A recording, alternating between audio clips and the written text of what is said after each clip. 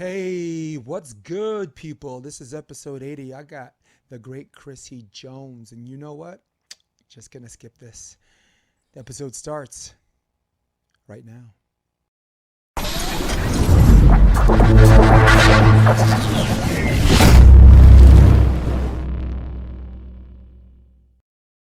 What's up, people? This is episode 81. This is the Option Podcast, and we are in episode 81. Can you believe this? And after 80 episodes, or basically around like 60 or 70, you asked, I ask, you ask, and now you receive. Because for me, I've got to give the people what they want. Dun, dun, dun, dun, dun, dun, dun, dun. Crissy Jones, what's up? Hey, what's up? Happy to be here. Thanks for having me. Oh man, so cool. So we were talking about before we got on the podcast how like volleyball players are we probably are the most gifted people because we have to learn how to become everything because it's not exactly like how can I say a rich sport, right? It's like Yeah. it's like To put it nicely, yeah. I need a doctor to take a look at this. No, you don't. No, you don't. Just call Todd. Todd's right. Right. There you go. No, that's the professor. We need the doctor. Right. So, Chrissy, and for everybody listening, you know I have an unnatural chronology. I go past and present and jump back and forth. And since my audience lets me do whatever I want, I think it's probably going to be more of the same. So here we go. You, Duran Forbes, my program director for Endless Summer. I was her volleyball skills coach for 5 years. I'm on timeout right now, but she said you played against her daughter when you guys were like 11 years old. Oh, really? No Presley way. Presley Forbes, who was formerly at Hawaii and Yeah.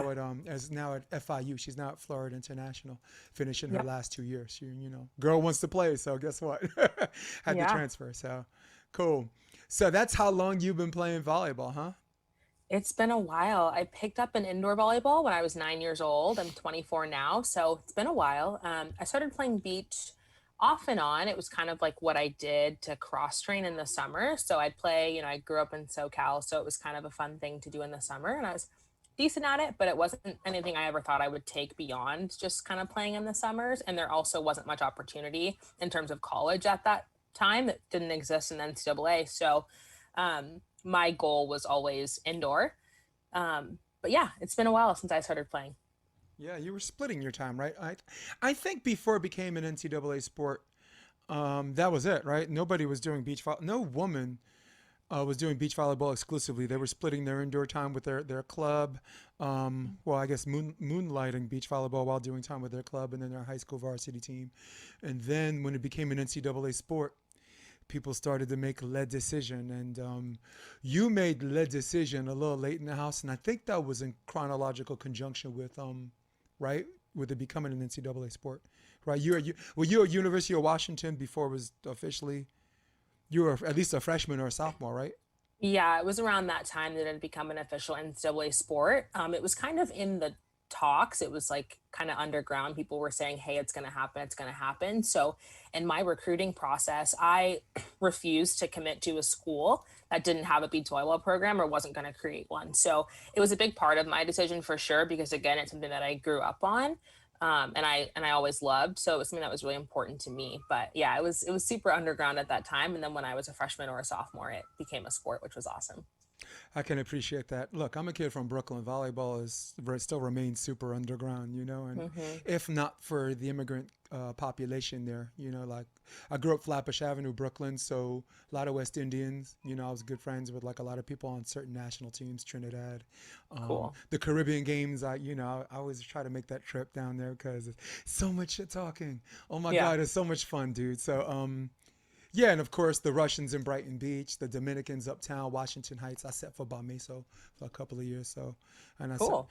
I set for an all Polish team too. I was the only guy that spoke English on both of those teams. But Wow.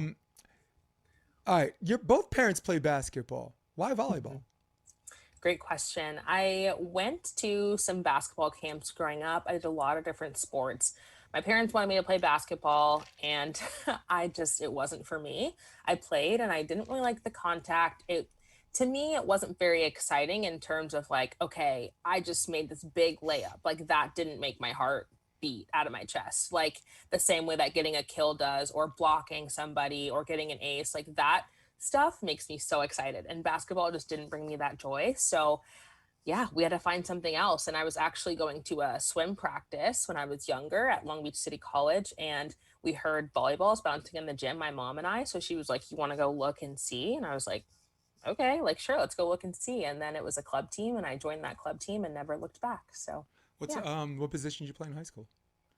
I played outside hitter in high school. I'm actually a middle. I played middle throughout my club career, but my high school needed me to play outside hitter just to get more sets. So I ended up doing that, and then transitioned into college where I played mostly opposite. Okay, cool. Yeah, Yeah, Oppo's fun, and honestly, the like best. if I think it's the best because I think like someone of like your height, it would have been easier to transition to outside hitter if you played Oppo first.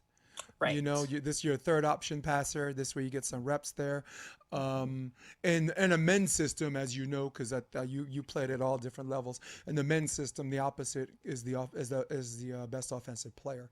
You know, in Hmm. some systems, a lot of women's teams it's the OH or the OH1 or whatever. But that's just my opinion. You know, Yeah. I mean, I was an opposite before I was a setter. You know, I was an outside then an oppo, just like you, outside oppo and a setter. But it was Yeah. easier path for me because I was left-handed, There you go.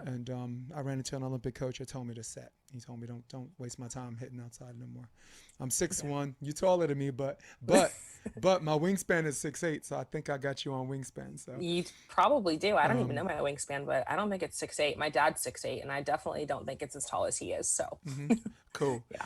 There's a ton of places I want to go and allow us to explore, but there's a couple of mainstream questions that people email me just to ask you. So I got to do this, otherwise it would be podcast malpractice.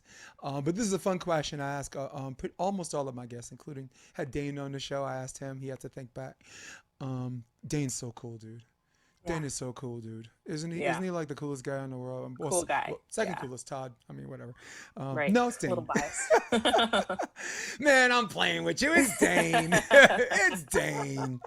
So, what point was there a particular tournament in high school or when you started playing, or maybe in club, or was there a particular match or defining moment where you told yourself, I think I could do this for real?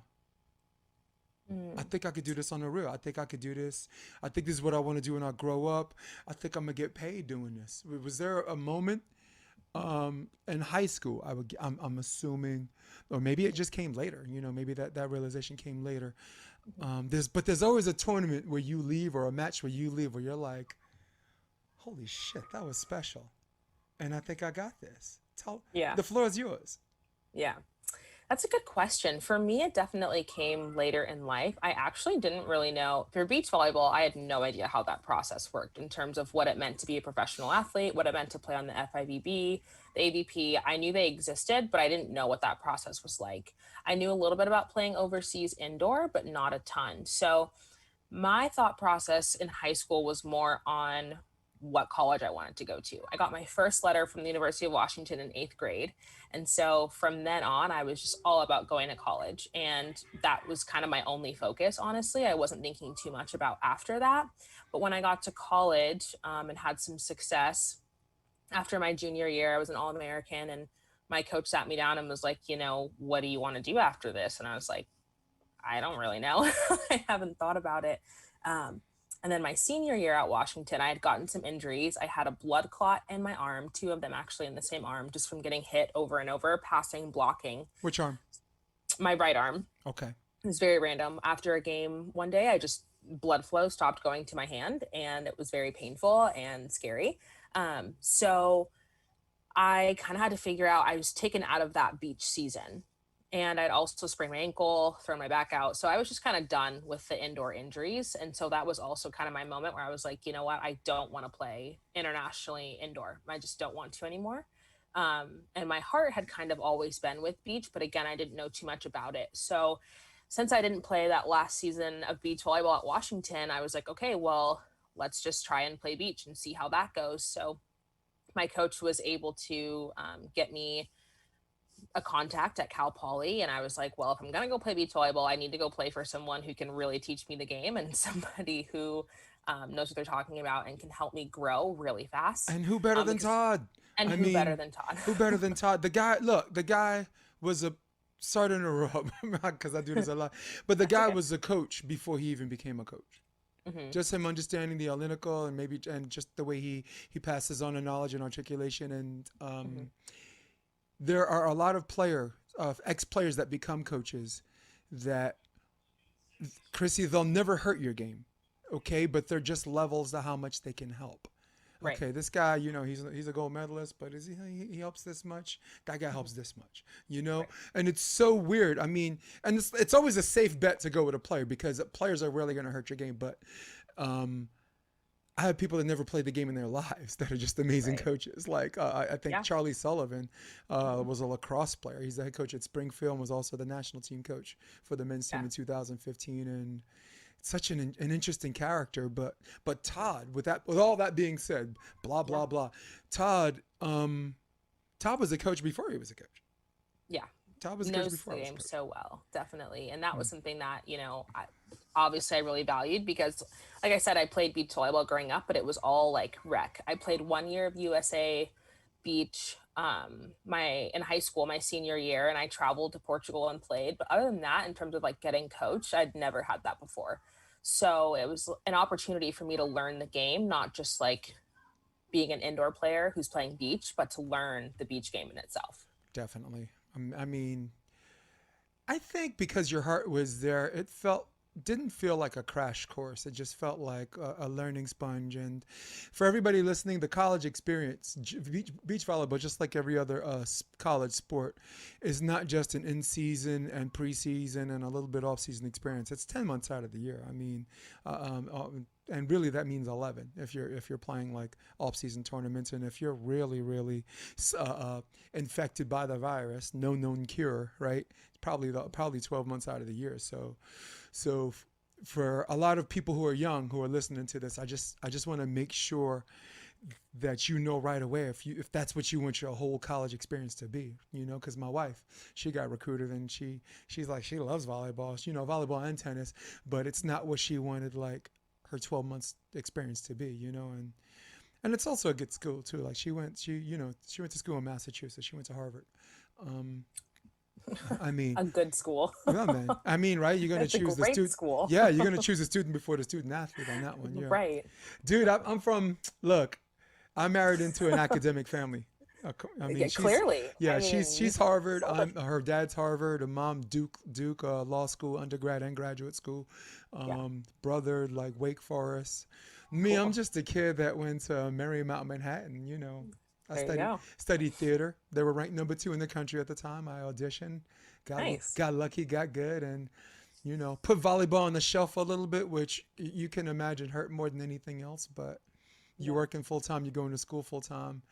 Hmm. You could play volleyball and get B's, or you could put that on the shelf and get A's and oof, man, that's my tirade. So that's cool, man. But when did you make something I call lead decision? You were splitting time. Actually, I saw you. You played for Washington, their beach team, Hmm. some of your senior year, right? Did you make the trip to Hawaii? With Washington, Yeah, we had gone to Hawaii. Yeah. that's I where I, didn't play that's my where I think senior I met year, you though. but Um, probably. I was with LMU. Oh, I was okay. John Mayer's director of operations, which is a fancy word for saying like we're not allowed to have X amount of assistant coaches, so we're Right. just gonna give you a title where you get to Right. coach and say words that technically aren't coaching or whatever. But so Right. yeah, hey, talk about nice guys. You want to talk about learning curves? I Yeah. give you the 3 people we just talked about, right? Like Todd, Hmm. who was the reigning defending Big West champion. Hmm. I was at that too, by the way. I was Oh, do- yep. Saw me I then. was on the broadcast team. I was doing color commentary for Court 4. I think Cool. Dodd was doing Court 1 with you. Hmm. Right, you were pair 1. Yep. Um, you got John Mayer who won the WCCs. They beat Pepperdine. Double elimination, had to do it twice. Talk about coming out of hell. It's huge. And then you had USC, who I think was the reigning PAC champs. They beat UCLA in the PAC, but UCLA won the whole thing. And right, everyone Yep. kind of knew it was kind of be that meeting, though LSU LSU, they sneaky, boy. Yeah, They're not yeah. sneaking up on people now, all right? No, Because Kristen Nuss is a problem, right? definitely. And And Taryn Taryn Cloth as Cloth well. out of Yeah. Creighton, you know, oh my God, Taryn Cloth Yeah. is a problem. She's gnarly. Yeah. Yes. Do you Yeah. know they won 12 straight tournaments Did they really? before their season? And I mean, Wow. Kolinsky and Stockman 2-0, Scarborough Davis 2-0. I mean, not just winning, but like roughshod. Kristen Nuss, that's the I best didn't know pair. that. That's the best pair in the country right now. The best Yeah, player, I think, is Tina Gradina. definitely. Yeah, freaking goofy foot. It comes full circle though. Like her godfather's my mentor, so that's how I. Oh, I didn't know that. It's volleyball is just a small world, and in New So York, small. the high level players, it's tiny, it's microscopic. Yeah. I So bet. wow, I'm actually sticking to chronology, man. I'm doing good. All I gotta Nice. do is shut up and let you talk. Um, by You're the all way, good. this isn't an interview, okay? This is a podcast, so you get to Yeah. ask me shit too. So it's not like you know, where were you on the night of the stolen truck? You know, so Right. so the decision. Talk to me about that. Yeah, it came pretty late. It was kind of Todd actually who sat me down after a couple of matches in the season and was like, if you want to do this, you can.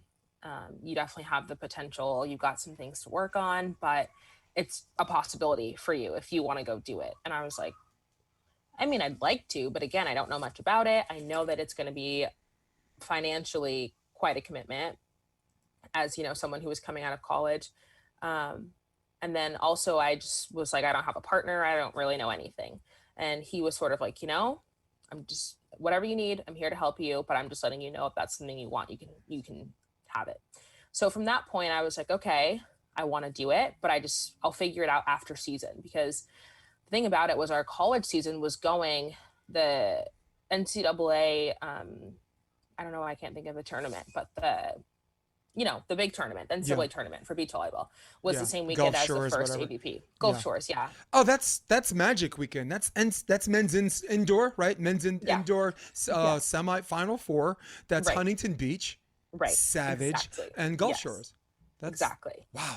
So I was like, well, if I do have to, play, to find someone who's going to be okay with me missing Gulf Shores. And it was just kind of all over the place. But Zana Muno, actually, who plays at UCLA, was like, hey, are you wanting to play? And I was like, I mean, yeah, I don't have a partner. And then we're both going to be missing Gulf Shores, or missing the first AVP for Gulf Shores. So it ended up working out. And her and I had played together the one year that I did USA Beach Volleyball.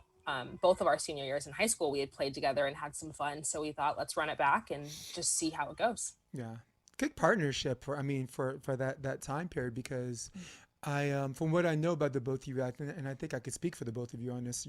You guys are partners where you don't have to deal with your partner. You know what I'm saying? Yeah. There's this healthy balance of when to give up control and when to take control. Because I always tell, I'm a long time coach. I've been coaching 21 years, been playing for 30. Really like 5 on the beach though. But the one thing that I noticed about beach volleyball and indoor is there's no such thing as 50% control. There's always, it's always going to be however skewed, 60 or whatever, and I think both of you guys are very good at being interchangeable as far as taking control and giving up control is concerned. So, and I knew once you guys practice enough and figure that out, there's some things you got to take care of, and some things take care of themselves. Don't be trying to take care of something that's already already taken care of, right? Right. That's a very, very big decision, in the sense that you could have easily played indoor for 2 years and made more money in 2 years. I mean, if it's about monetary gain, you could have made more money playing 2 years than you could have playing 8 to 10, on the beach circuit. I mean, you get the right contract, right? I mean, Japan has a good league. Italy, I know, has a really, really good men's league, because men's volleyball professionally is mob money. It's so every decade it's the Italians, then the gig is up, and then it's the Russians, and then the gig is up, and it's the Italians again. What about women? What were some of the stronger leagues for women? Indoors, I think so. I have a bunch of friends that play overseas, and I know that Italy has a pretty big league, but even still, like, I don't really know much about it. My best friend plays in Switzerland, and I think they're doing really well. She was the MVP, so I know that. But yeah, I really don't know too much about what's going on over there. But yeah. Okay. So, who was your coach at Washington? Keegan Cook. I had Jim McLaughlin for 1 year, and then he ended up leaving, and then Keegan Cook took the position. He was our assistant at the time. Cool. And you had Todd. Of course, you had Todd at Washington. Mm-hmm. Hey, AVC All American. You were at Washington. You were 33-15. It's a pretty good career. I mean, that's something. You know, it's a highly competitive program. They've always been in the top 10 or on the outside looking in. 24-7. That's pretty good. You played with Tia Mirich. Is that how you say the name? Mirich? Mirich, yeah. Mirich, cool. I was there. You did superb at Hawaii, and I think you knew when Hawaii was playing you guys for the Big West. You knew the only way to be in the tournament was to win. Right. Did you feel that pressure a little bit? You know, we did and we didn't. The thing about it was we had played Hawaii earlier in the season, and we crushed them. So we had a lot of confidence going into that game that not only can we beat this team, but we can overwhelm them and we can beat them like well. So we felt pretty confident, and we knew that we were a must win. Like we had to get that win for our team. But we didn't feel that pressure because we knew it was possible and in our realm of capability. So we had a lot of confidence and we felt good about it going in. So not a ton of pressure, but I think we're both really hard on ourselves. So we both just really, really wanted to win. No, definitely. And you beat them 4-1 in winners bracket. So I mean, I knew it wasn't an impossibility. I just knew that even if Hawaii lost, they were going. Right. And the same didn't apply to you. You know, Right. It wasn't like USC and UCLA, win or lose for the pack. They both knew they were going. Right. I kind of knew, much to my chagrin, LMU. I knew even if they won, they weren't going to go, but it was important to John, and it was the only time his athletic director, his boss, came to a match, and it was a tournament that they won at WCC. So that was, you know, that's a big deal. In fact, I mean, I can't show you, but right above that, I got a picture with John or whatever. I have a West Coast wall. I have an East Coast wall. I have an international wall. I played professionally in Germany, so I have a wall. You know, you can't. You win a lot of titles. I was about to call you Chrissy. But you win a lot of titles, but you can't keep them all. So you pick out these one things that have a story to tell. So this side is Germany. This side is like New York, you know, small stuff, New York urban. Right. I was at Hunter College for a cup of coffee, like one semester, just to whatever. So I got that. So big deal, man. I like it. I like that you made the NCAAs, man. I was cheering for you because I got to take that journey with you and Manley. I forgot her first name. Sam. But I was her court. I was the commentator on her court. So she was the one I was like, ice cream or cupcake? She's like, ice cream? What kind of question is that, you know? Yeah. Well, shit. You? Ice cream? Cupcakes? Ice cream. All day. All day, dude. Yeah. Dude, what kind of ice cream? Ooh, where's your ice cream spot? Good question. I think my ice cream spot is probably Cold Stone, and I get their apple pie ice cream. So it's like sweet cream ice cream, and they put like apple pie filling and then like some like cinnamon and graham cracker. Yeah, it's delicious. What's this place called again? Cold Stone. Oh shit. Yeah. Okay. Yeah. Where's your Cold Stone? Where's the Cold Stone here in South Bay?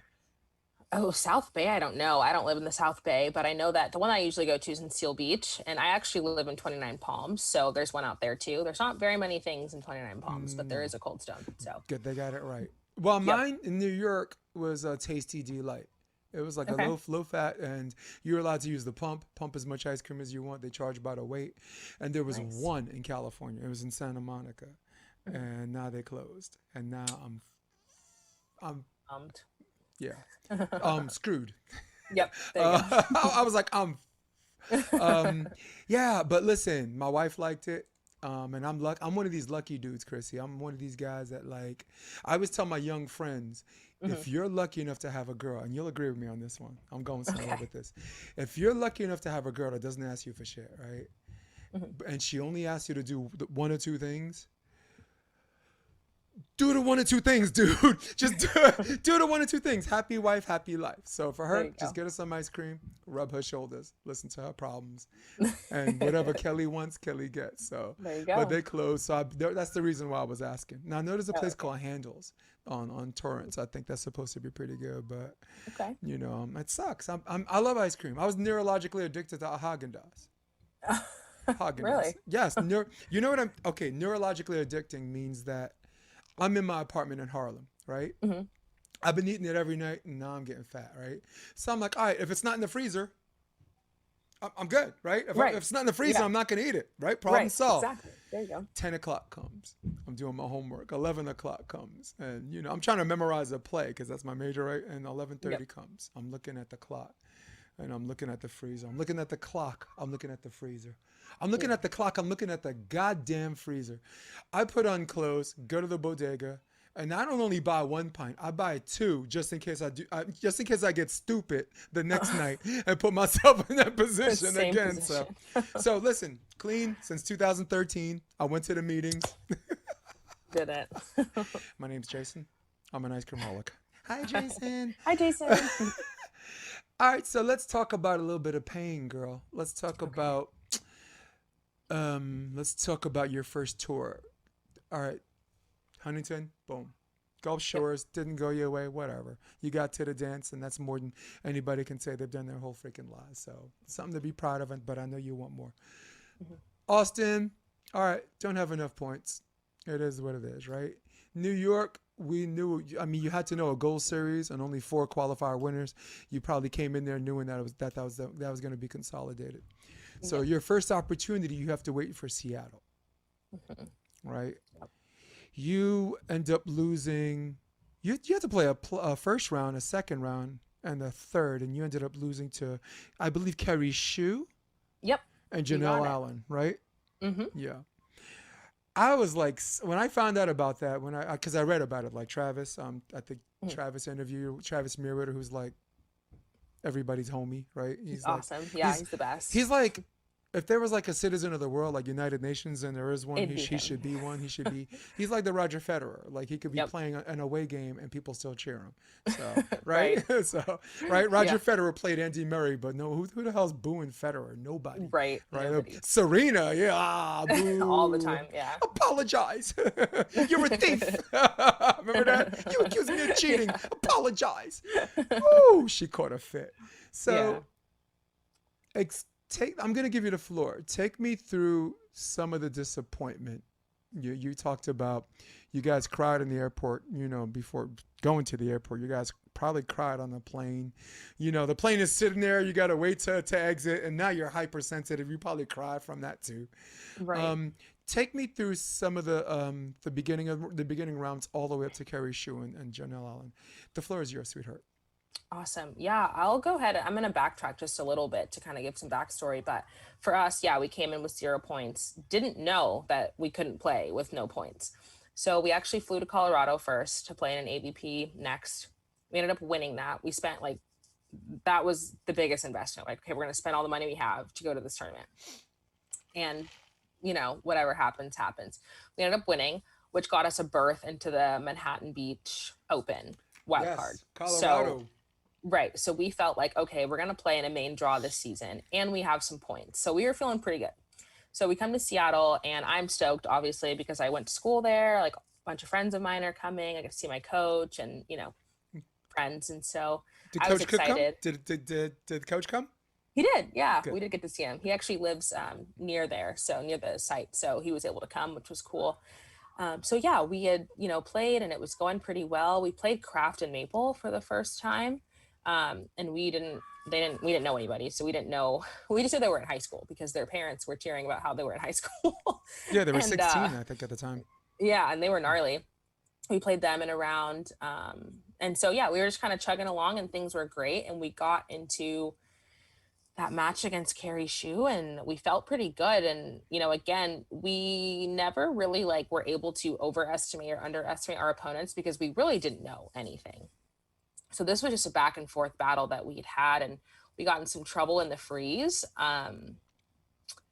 And it was also unfortunate because I believe Janelle Allen, Carrie Shue's partner, got hurt in our match. And we ended up making a hitting error on the play she got hurt, and that ended the game. So if we were able to just keep playing, we would have won most likely, because she was quite injured from what we heard after the fact. But yeah, kind of going back to your point on the disappointment, it was really hard. We were coming off of the AVP Next tournament win, feeling pretty good. I'm like, okay, things are going to be good from here on out. But that tournament was really hard for us. And we felt just a little bit bummed because A, we thought, again, we were just going to keep rolling. But B, this was money we were spending, money we were losing. We didn't get into the tournament at all. We thought it was going to be our first main draw, and that didn't happen. And it was just a bummer. And we kind of thought, where do we go from here? Because there are still tournaments in between now and Manhattan. So what if we don't ever play in a main draw until Right. then? There's so many questions and so much, heartache. And yeah, it was just kind of one of those things where fortunately we were both still super hungry and still super willing to keep making those, financial investments, time investments, blood, sweat, and tears, all the things that go into it. And came back to practice on that next Monday or whatever day it was, and keep working. Yeah, there's nothing more disappointing. The only thing more disappointing than working really hard and wanting something for yourself, is wanting something for the person with you, because they work just as hard. And it's doubles is so weird like that, because there's a large percentage of investment because it's just the one person. There's some, like, you could be on a sixes team and an 18-person roster, and you're maybe sad for your oppo, or maybe you're sad for your setter who maybe had a bad game and just trying to deliver some whatever, and you're like, hey, cheer up, kid, this and that. But there's nothing more disappointing than wanting it for your partner as much as you want it for yourself, and in some cases more or less, but on that same scale. And then it's just heartbreaking, dude. Yeah. When I moved here, no one knew me, so I picked up a club team, Evolution. Duncan Avery, Okay. he's one of the nicest human beings I ever met. I picked up his 16s team, trying to make build my brand for club. Yep. I took a team that was ranked 42nd in California, and by the time we got to nationals, we were 5th in the nation. Wow. And then we had a gold play-in against San Juan, Puerto Rican team. And we came back from 14-9, game 3, tied it up 14 up, and subsequently lost. But Wow. I went to the hotel, and I didn't want it for myself, because when I moved here, I already had a reputation. I don't care about none of that validation stuff. I could leave the sport now and be good. Now it's just gravy. It's just fun. It's not the turkey. It's the gravy. Right. But man, I went to the bathroom and I looked like Diane Lane or whatever her name was, Diane Keaton. You ever see that movie Something's Gotta Give with Jack Nicholson, Keanu Reeves? Keanu Reeves, and she broke up or whatever, and everywhere she went, she tried to eat a bagel, brush her teeth. Everywhere I went, I was crying uncontrollably. And I went to a restaurant. The parents invited me to an Italian restaurant, and I started crying at the table. I went to the bathroom. Look in the mirror, get your shit together, dude. Man up. I'm ex-military too. I mean, we don't cry. I'm a Gulf War vet. Gulf War vets don't cry. Oh wow. Came back to the table finally. You know what's coming next. Cheers. Right. Right. So of course I'm giving you an exaggerated version of how you might have felt, but just drawing a picture for our listeners, how disappointing it is to lose when you put in day and night. It's just whatever.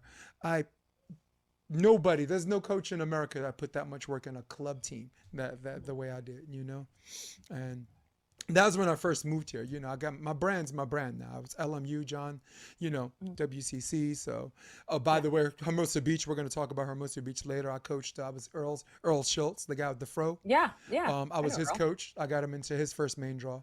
So, cool. That's awesome. So that's something we're going to talk about and probably in a few seconds.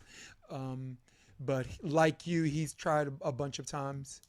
And sometimes you run into a really good team and it's like, all right, Let's see what happens. And at Huntington Beach they ran into the Cuban team. That's not a team they thought they knew they weren't going to beat. Chicago they ran into Theo Brunner and John Hyden, who really have no business being in the qualifier. And I'm like, yeah. gee, thanks a lot. That's like my boy Cameron Beans. He played with Sean Ladig and they were at their prime. And their first match was Kame Schalk and Ricardo in New York. Give me a break, It's a rough draw. And Carrie Shu is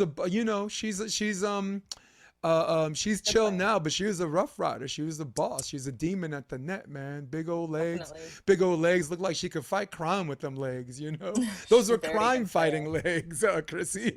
A really good player for sure. Definitely a lot of respect for her. She's awesome. So you take that plane ride home. There's some disappointment. There's some tears. There's still this emotional investment because you said Monday you guys hop back on the court.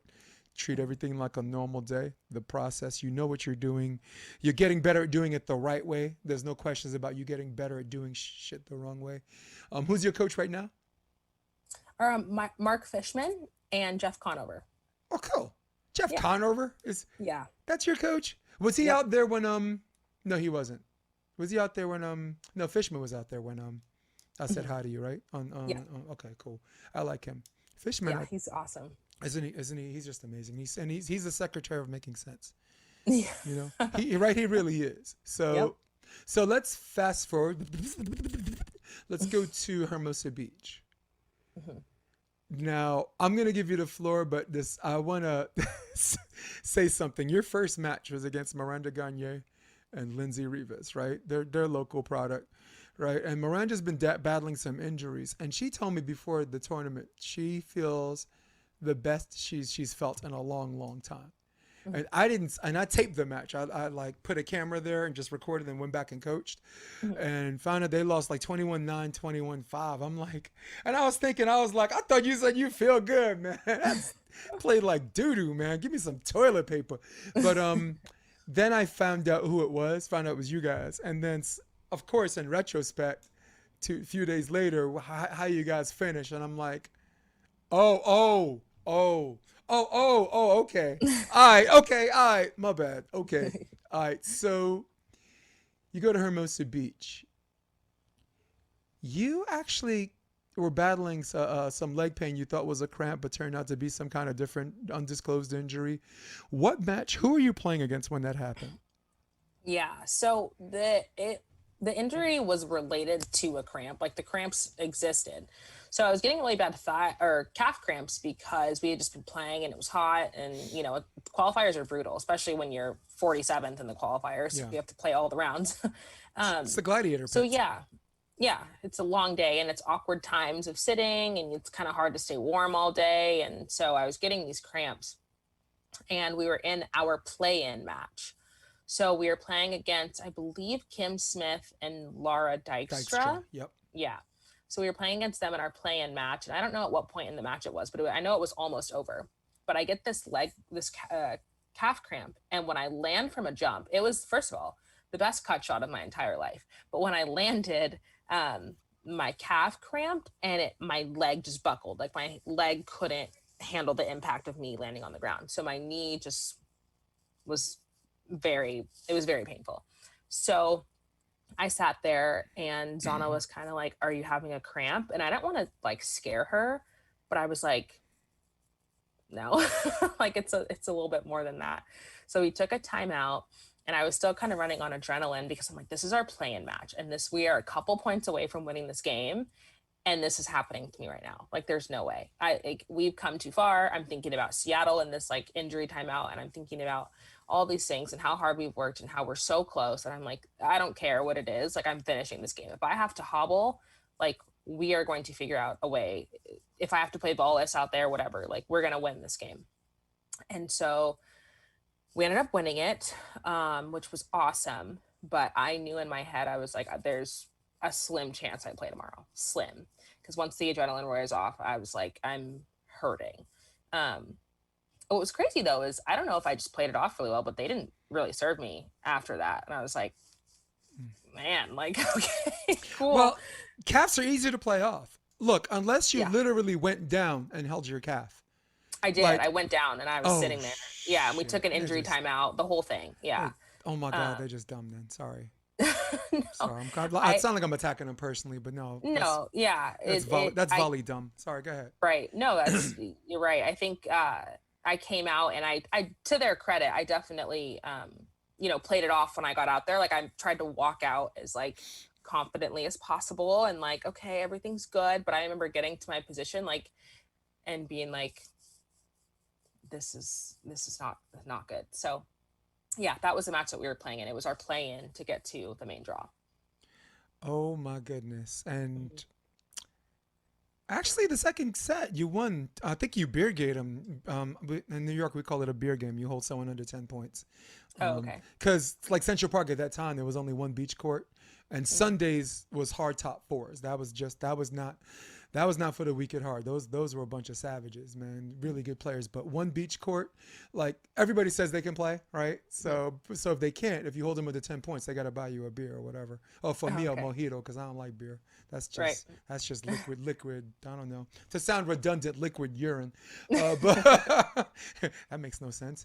But it was really really cool for you because I read a little bit of the story before. I did a little research on you, Yeah, I and that see. was something I wanted you to take us through, and I thought you did so excellently because if you couldn't finish, everybody would have understood. Right. Right, you were hurt, and Mhm. shit happens, and you still got your bid from Manhattan Beach, Mhm.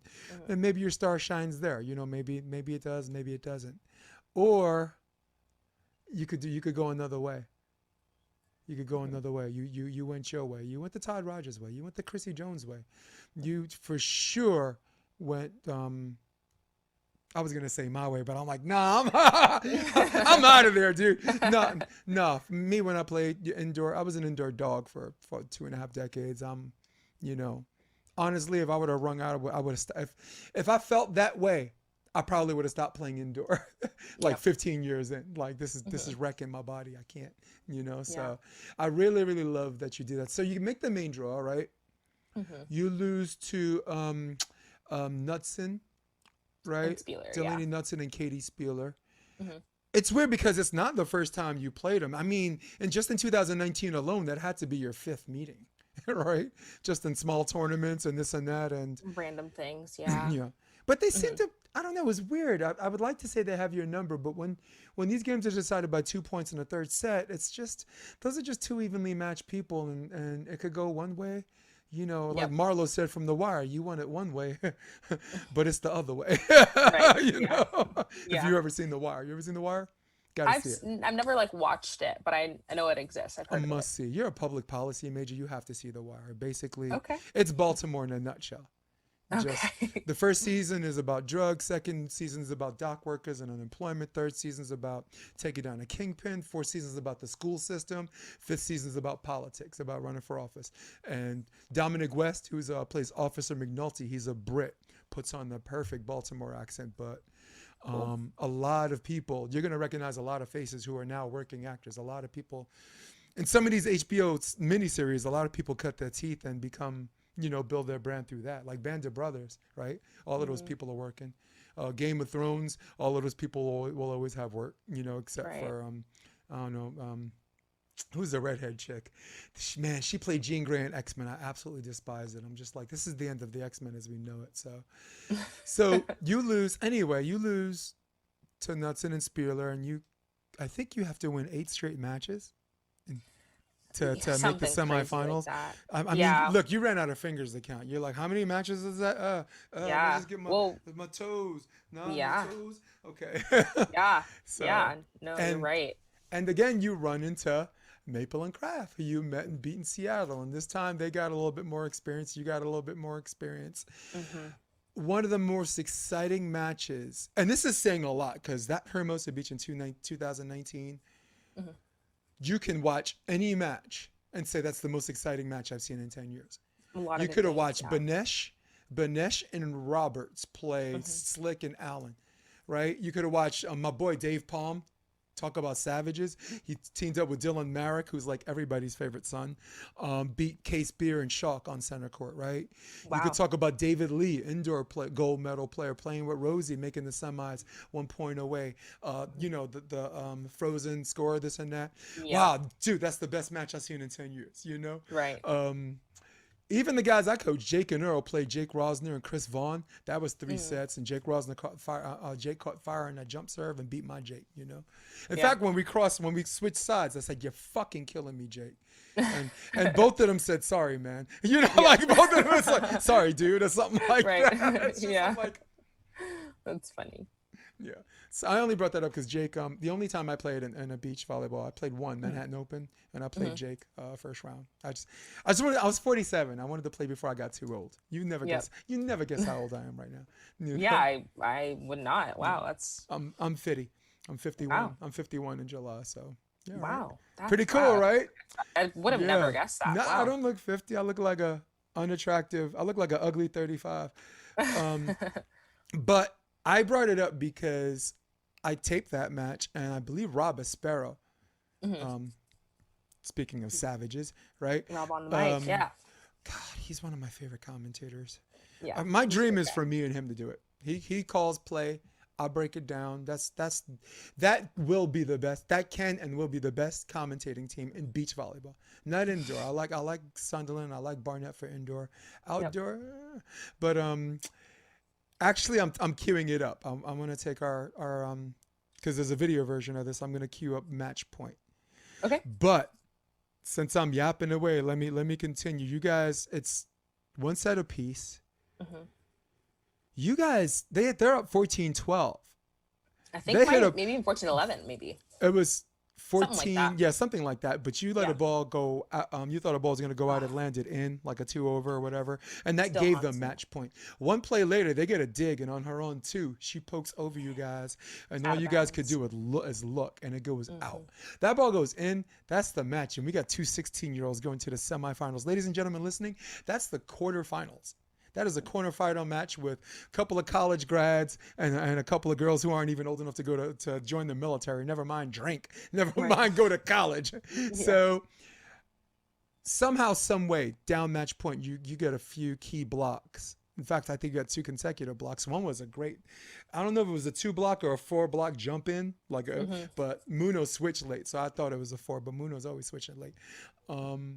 Boom, that was great. And I was like, wait, she'll probably get another one. Oh, sugar. She got another one. So everybody bear with me. I'm going to take us through match point. This is the video. Let's cue it up. Oh, dear. Oh, I didn't mean to do that part. That's okay. That was the one you were like, oh. Yep. So this is the point where it was just a great dig, and she goes over. That should have been the game, or in theory, should have been the game. So let's just, honestly, since this is consolidated, let's take us through it. That was okay. That was a 4-block. That was a 4-block switch. Okay. Which is odd because that was you did a strand side on a 4. That's wide. So now it's 14-0. Now it's 14-0. Cool. So it was 12-14. We didn't know. This one, you look like you kept your call. 15-14. And all of it leads to this moment because it's so crazy. Like the greatest rally, Chrissy, happened to be match point. Yeah. Watch this dig. Oh, block. Okay. Good dig. And then she creates her string from Oceanside, and I see that. You knew she's going to go middle because she's been doing that. And when you got this dig, hit the back line. Hit the back line, that's game. When you got that dig, by the way, if you pause this.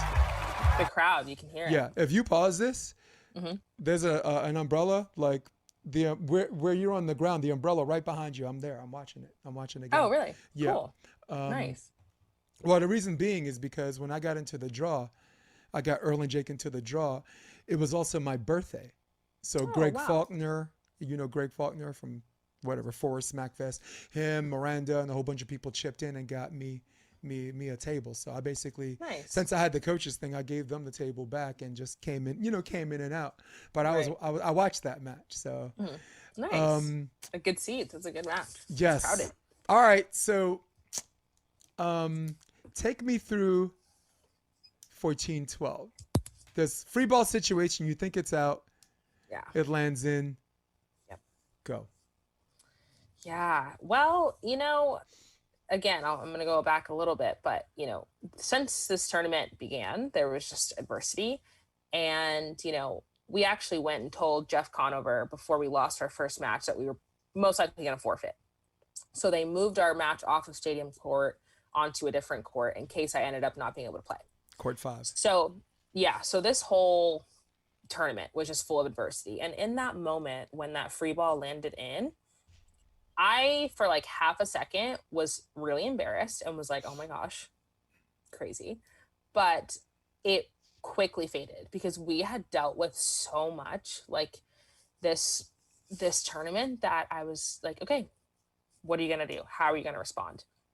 So, the thing about it is Zana's a great partner, and she was just like, we're just going to keep going. You just got to forget about it. We're going to keep going. There's still game to play. So, yeah, in that moment, I was just kind of thinking about, okay, how can I reset? How can I make the next play a good one? And like you said, fortunately, they made a hitting error, which was in our favor. And then also we knew about the freeze because, like I said before, in Seattle, we had gotten in some trouble in the freeze. And so this time we're like, okay, let's use the freeze in our favor, So like, not only do we have some time, but like they have to score on a serve. They got to So do it old school. Yeah. yes, so it bought us more time, and we felt really confident in our side out ability. So what was cool though was kind of that was all about our defense. Those last sequence of points, all defense. 4 consecutive points, Chrissy. Right, yeah, all defense. So which is huge. Everyone knows it's easier to score and serve receive, and so us playing great defense is something that I've always valued in our partnership, and something that I think is special about us. And so yeah, that was just a testament to that. But there were definitely a lot of emotions going on in that game. And so for us, it was just about managing that and controlling what we could control. Taking care of things you can control is definitely a heightened emphasis on the top 15 college beach teams. Mm-hmm. Todd Rogers, John Mayer, Dane Blanton, longtime assistant for Anna, now the head coach. God bless. He earned it. If it was between him and Eric, I'm choosing Dane too because, like I said, great players are not going to hurt your game. They're just levels how much they can help. So, sorry, Eric. It's got to be Dane. Who else? Who's my guy from Arizona State? Brad Keenan? Mm-hmm. Yeah. Yeah. Controllables. Things you can control. Mm-hmm. Sometimes there's a windy day. Sometimes there's a crowd that, that's loud. Sometimes someone's blowing this whistle just before you serve. Some crazy nonsense. Right. But outside of the things where pressure is putting on you, some of it's unfounded. Some of it comes from a loud place. Some of it's physical. All of it's psychological. Taking care of things you can control is something they teach you in college, and this is why your generational players, pretty much you and everybody else that's coming after you, is taking the F over, man. It's taking the F over. Look no further than the sample size we just used, Hermosa Beach. How old were you when you played in Hermosa Beach in 2019? Asking a woman her age, but we athletes, so I don't give a damn. It's fine. So if that was 2019, it's 2021. I was 22 or 23. Okay. One of those. How old was the Maple and Kraft? 16. 16. How old were the Norris twins? 17. The Norris twins made the draw. How old? Cool. Who else? Partain. He didn't make it, but he made the draw when he was 15. I'm not going to talk about the men because they're a mess. But when the current batch of women who are playing, this is before it became an NCAA sport. The current batch of women really, really have to assess. Mm-hmm. When a bunch of girls come out of college or even out of high school and they're sitting there and housing people. Travis Muir was on my podcast last week. Oh yeah. because Nice. Volley Talk, someone gave it to him about like, oh, if you can't make the main draw, on this tournament, then it's time to assess your game and this and that. Oh, And that I always website. tell Travis, don't feed the trolls, man. Yeah, I was gonna say that As you website continue to is. brand build, they could be vicious. Look, they had something on me. I had one guy's like, oh, that Jason guy, I hate his commentary. I have it on mute. I don't listen to this guy. And Yeah.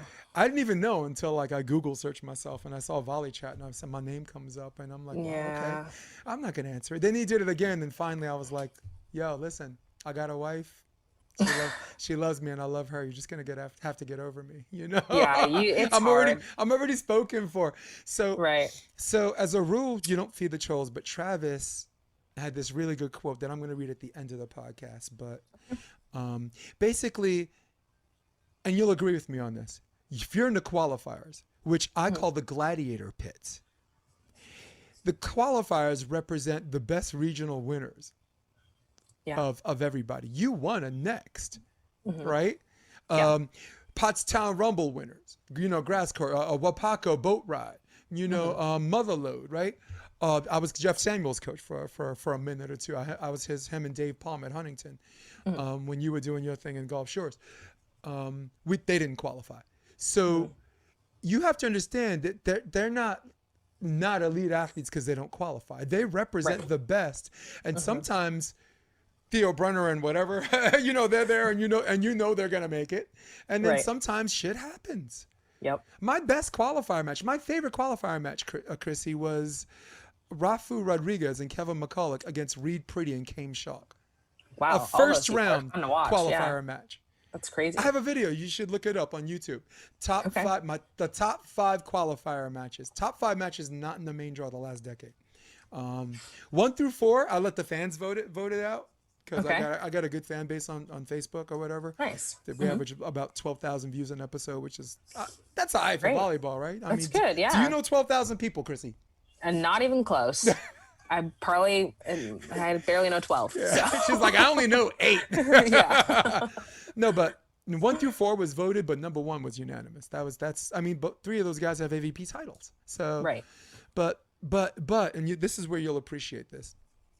I don't think that's what the guy was talking about. What he was talking about, and I use Miles Partain as an example. Miles Partain made the draw, 15 years old.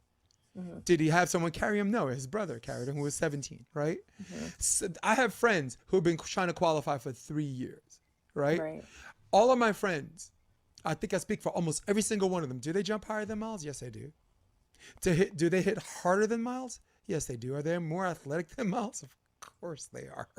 But yet, there he is, and there you are. And that was the question of self-assessment, and that was actually the one troll that was worth answering, Travis went another way. Travis basically had this FDR quote, like, showing up, is... You don't, you have more appreciation if you're actually the guy that's showing up there to win and showing up to lose. And you can understand, if you're not there, you can understand, but only to an extent, to fully appreciate why you do this. The glory are the gladiators, the people, the gladiators in the arena. I'm a big MMA fan. So when someone said Cowboy Cerrone quit when Conor McGregor knocked him out, I'm like, you're a freaking idiot. That man's in the cage fighting for his life. Ain't nobody quitting, Why don't you put your behind in the cage, see what happens. So So but that's why I brought that up. But you win, right? You face Betsy, you face Emily. Yep.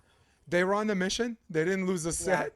You were probably the only team that lost within 2, but and I know at some point me and you are getting hungry here, getting fidgety, but I want you to take me to Manhattan Beach. And I didn't even tell you how long this is going to be. It's like, oh, no, it's fine. You got me and Dane went an hour and a half. Oh, did you? That's funny. Me and the longest one was 3 hours, but we're not doing that. But that's with the coach. That was with the coach when we were talking about transgender and athletes and sports. His name is Brian McDermott out of Chicago. He televised. It made national TV. He had a way to play beach volleyball, indoor beach during COVID, and like the safety protocols or whatever that all the health departments got on board with. So, nationally. So you'll love this guy. But Okay, Manhattan Beach. Hmm. Who'd you play? Do you remember who you played first? Manhattan Beach. I don't actually, but I I know you're going to tell me. should. I have it all written here, and I got like a whole bunch of pages here, and Wow. nope. Says that you were sixth in blocks in 2019. That's Well, that's believable. cool. I mean, I think six is kind of a low number in my mind Yeah. because seeing you at the net, Well, I guess Yeah. six blocks that are not recovered, man, right? If you count the touch blocks that Yeah. you have to hit on three that you got to go, or touches Right. that they recover that they eventually hit out, Right. when you're sixth in blocking, that says a lot more off Hmm. paper, right? Like Yeah. if you play a match, Chrissy, and you have four aces, Hmm. and let's say you have 3 errors or 4 errors, you're killing them because paper doesn't count the number of out of system plays, Bad the number of passes. Yeah. shanks that results in free balls and this and that. What's Hmm. next for you? What's next for Crissy Jones? Who are you playing with right now? Well, I'm back with Muno, which is really awesome. We're throwing it back to 2019, which I mean, who doesn't want to go back to volleyball in 2019? You're playing Muno um, again? yeah, we're back. We've been training together. We're having a lot of fun. We're growing. We're learning, and it's funny because, I would get comments on my posts that were like, "I miss you and Zana," and I know a lot of people really did love watching us play our rookie season. So yeah, I gave her a call, and I know that she is an amazing player, and I've never felt more comfortable like playing with someone because the trust I have in her to do her job, especially on defense, is like whatever she wants to do back there. I'm like, I trust you because she's just digs everything. She's a machine. So I'm super excited to be back playing with her and just in a lot better, headspace. And it's really great to play with her. And we think similarly and we vibe really well. So I'm really excited.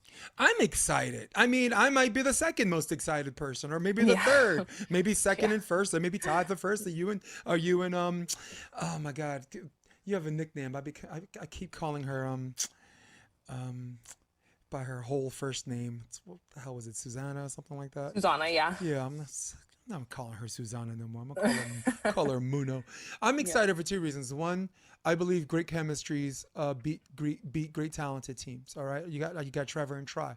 They're great. They're great talent, but they're also a great chemistry. Even more so, they're more successful on the FIB scene than they are on the domestic tour. So, I bring your attention like. Everyone says like Phil can win with everybody. That's not no. That's bullshit. That's not true. All right. If he did, he would have won 3 gold medals, and he didn't. Okay. So people kind of playing themselves with that. But great chemistries beat great teams, and you guys are a really great chemistry, and I really hope you guys do your thing. That's on a professional. On a personal note, I'm more of a fan of the game than I am of players. I'm a volleyball purist, very Hmm. much like an MMA purist. But do have my exceptions. Yeah, I'm a fan. Chrissy, I'm a fan. I wanted you on the show because there was kind of a fanboy in me that wanted you on the show. I mean, there was also on a professional side.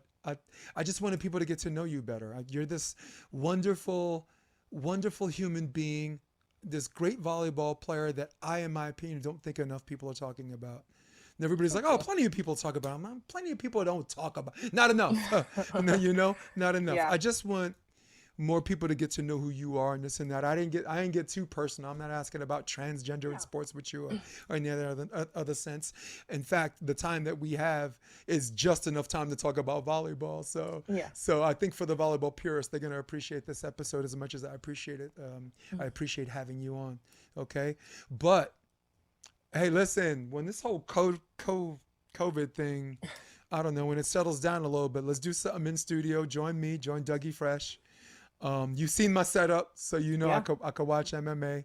Yep. We'll order some Chinese or whatever. I can't find no Love good it. Chinese out here. You know. Yeah, I can't either, but I'm Um, interested. Chrissy, people want to know more about Crissy Jones.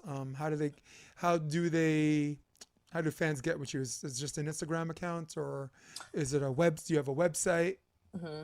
Yeah, I'm just on Instagram, Crissy Jones 28. You can follow me there. One thing that I am not by nature a social media person, but with the sport and building my brand, I've had to learn to be. So it's been a fun change. So you can follow me there and expect a lot of posts this year. It's something I'm telling myself to work on. So yeah. Yeah.